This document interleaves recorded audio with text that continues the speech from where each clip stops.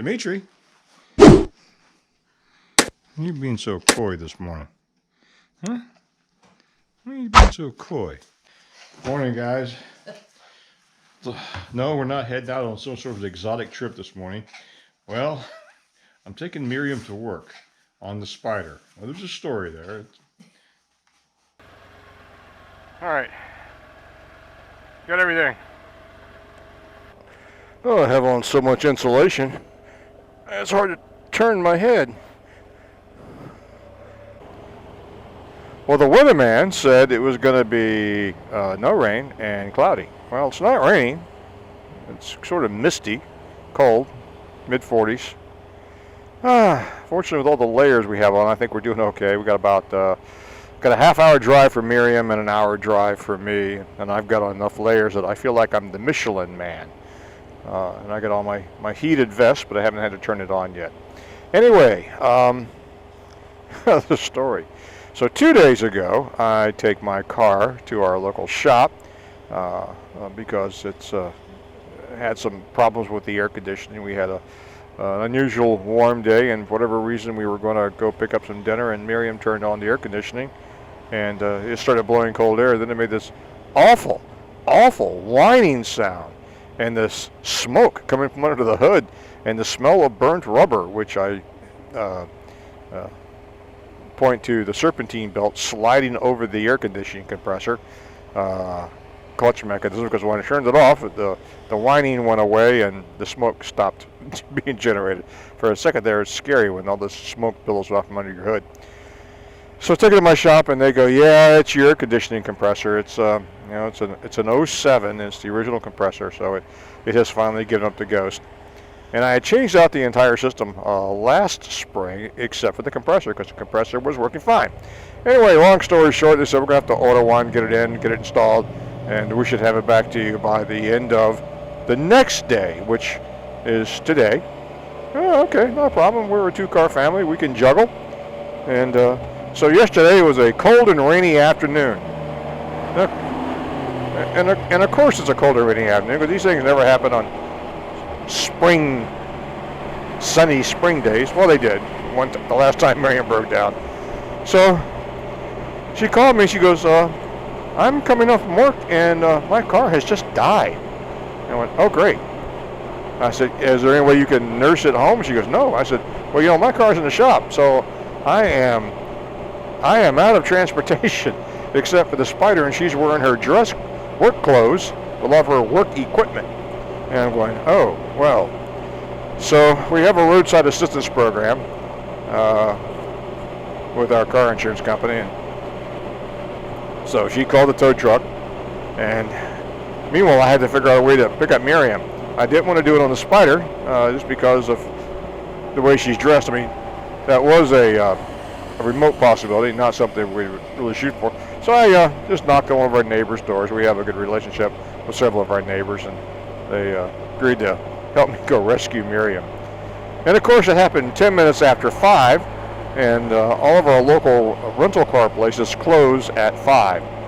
So it's like, great. So, and I have to go to the Richmond area tomorrow, and Miriam still needs a car tomorrow.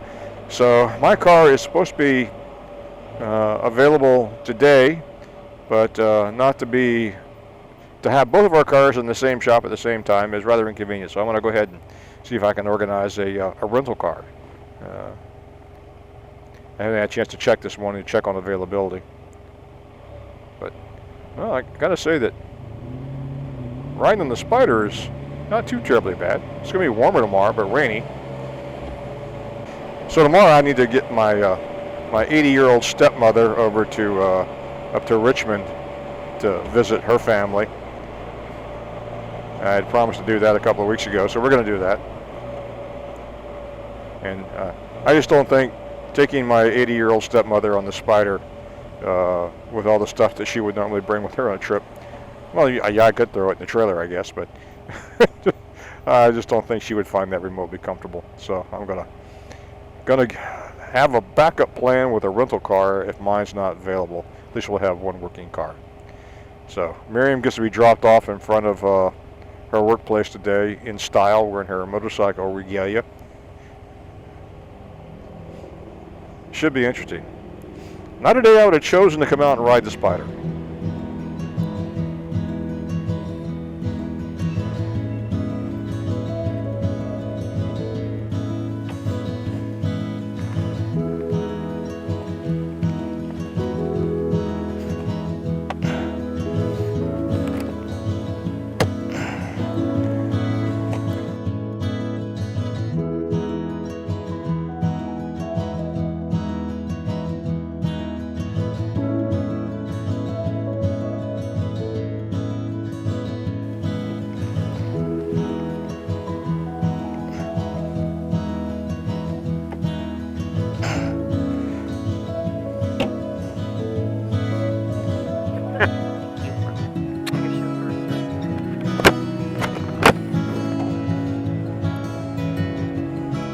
Miriam likes the windshield up to keep the wind flow off of her. I like the windshield down.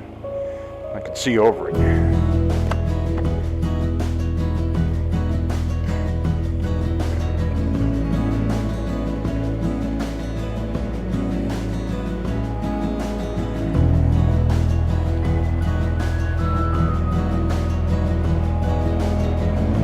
I do know I need some more coffee.